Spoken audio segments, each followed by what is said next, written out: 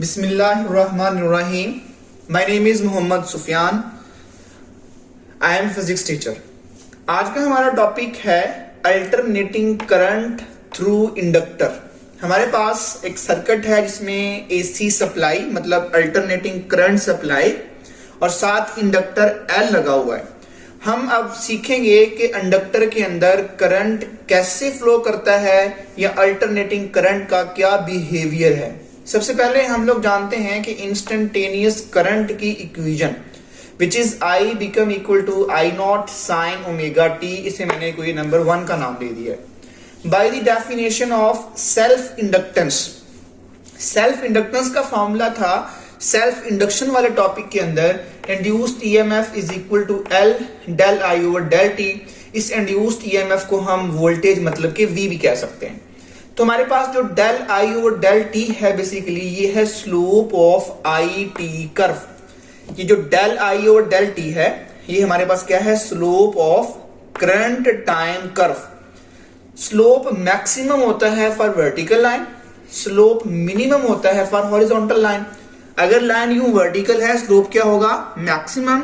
अगर लाइन हमारे पास हॉरिजॉन्टल है तो फिर स्लोप क्या होगा, मिनिमम। मिनिमम का मतलब यहां पर 0 है।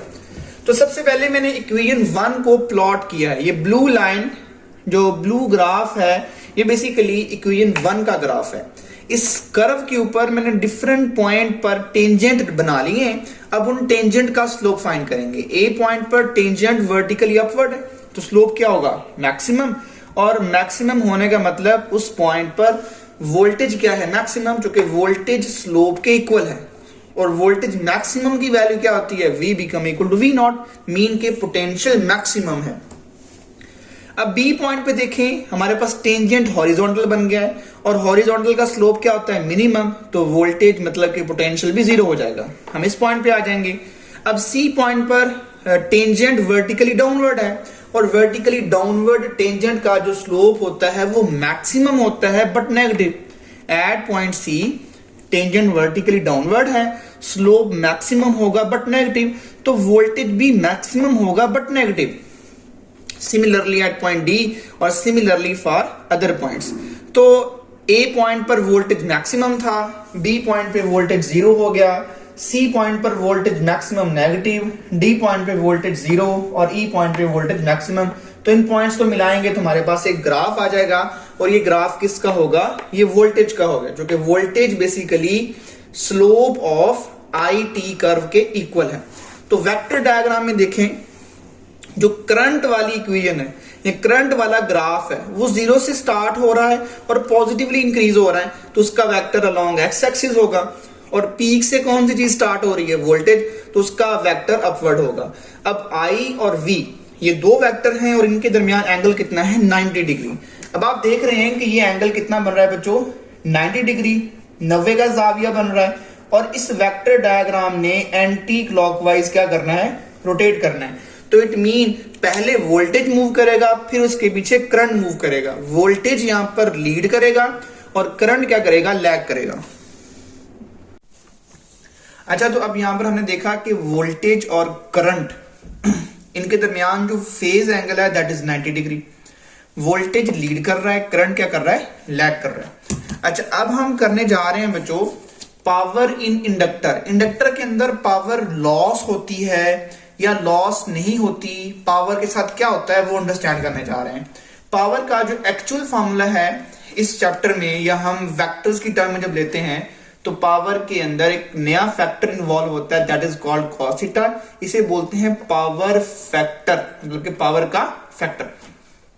तो P is equal to VRMS multiply IRMS multiply cos of theta. अब हमारे पास चूंकि एंगल कितना है, V और I के दरमियान, V और I के दरमियान एंगल कितना है, 90 डिग्री। तो यहां पर 90 पुट करेंगे तो cos 90 क्या होता है, 0। जब मैं ये cos 90 की वैल्यू जो कि 0 है यहां पर पुट करूंगा तो पावर क्या हो जाएगी, 0 हो जाएगी। इसका मतलब 0 पावर लॉसेस। ये इंडक्टर एक ऐसी डिवाइस है जिसमें पावर का लॉस बिल्कुल भी नहीं होता। अच्छा, अब ना हम इस वेव फॉर्म से पावर को एक्सट्रैक्ट करते हैं। अब फर्स्ट क्वार्टर में देखें दोनों क्वांटिटीज वोल्टेज भी और करंट भी इस एक्सिस से ऊपर है तो पॉजिटिव होंगी। अब जब ये क्वांटिटी नीचे आएंगी तो नेगेटिव हो जाएंगी। अब देखें फर्स्ट क्वार्टर में ए से बी तक वोल्टेज भी पॉजिटिव है, करंट भी पॉजिटिव है, तो पावर क्या हुई?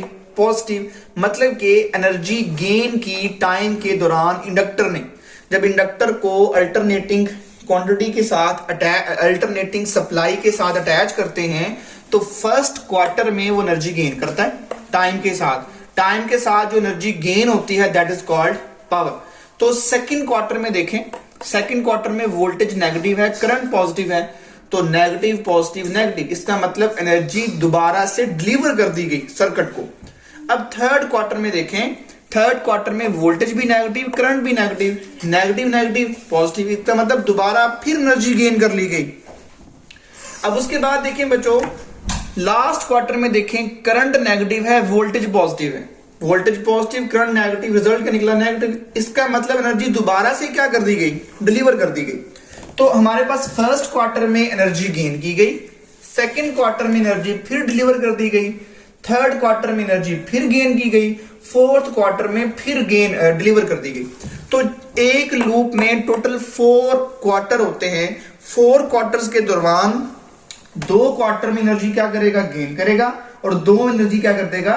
डिलीवर कर देगा। इट मीन उसने एनर्जी का लॉस नहीं किया, जितनी एनर्जी गेन की उतनी ही एनर्जी वापस डिलीवर कर दी। अब हमारे पास एक नई डेफिनेशन है इंडक्टिव रिएक्टेंस। जैसे रेजिस्टर की रेजिस्टेंस होती है वैसे ही इंडक्टर की भी रेजिस्टेंस होती है, और उस रेजिस्टेंस का नाम है inductive reactance. Reactance basically opposition को कह सकते हैं। The resistance offered by the inductor to current is called inductive reactance. और इंडक्टिव रिएक्टेंस बिल्कुल ओहम्स लॉ के according XL is equal to VRMS over IRMS. जैसे रेजिस्टेंस का यूनिट ओहम होता है वैसे ही इंडक्टिव रिएक्टेंस का यूनिट भी क्या होता है? ओहम होता है। और इसका एक फॉर्मूला ये भी है, XL is equal to omega L. Omega की जगह पे पुट कर सकते हैं 2 पाई एफ, तो XL become equal to 2 pi F L. It mean जो इंडक्टिव रिएक्टेंस है वो फ्रीक्वेंसी पे डिपेंड करती है। Thank you.